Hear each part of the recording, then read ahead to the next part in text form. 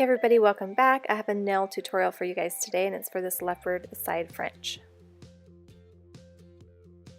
I'm using all Essie polishes for this design. I'm using Essie Licorice here, one of my favorite black polishes, and then I'm using Essie Mink Muffs, this gorgeous brown tone polish, and Skinny Dip, which is my favorite sheer polish ever. It's so amazing, you need to try it. Probably should have been added to my favorites, but I knew I'd be using it for several designs. And then I'm using Essie Butler Please, and this is the polish that I'm featuring today. This is one of my top 10 picks for fall, and if you haven't seen that video, my top 10 picks, I'll put a link to that below. Each season I pick 10 polishes and do a nail design and swatches for each one.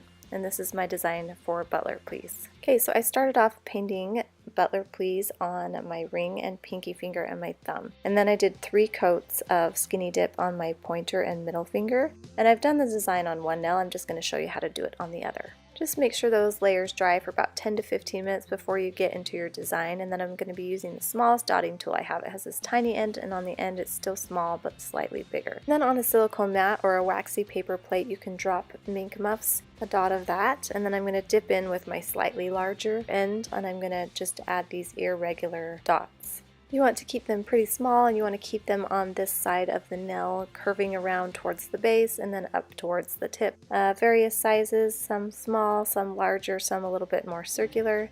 Sometimes it helps to look at a leopard print online, a picture of one, to help you get an idea of how to do the print. And then just let that dry before you come in with your black, but we're going to get our silicone mat out again, or paper plate, and dip a drop of that black there, and then dip in the smallest end. So you're going to do 2 U shapes on either side of the blob and not having them meet together.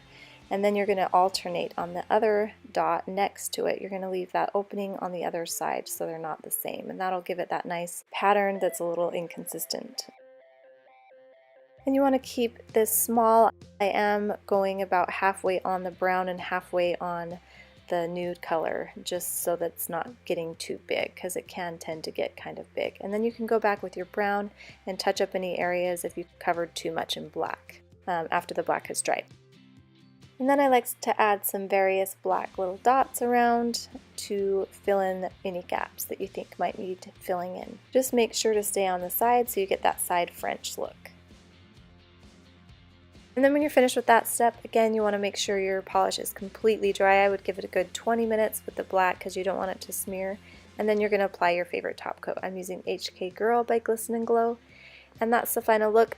I hope you guys liked this tutorial. Please give me a thumbs up if you found it helpful, and we'll talk to you guys later. Bye!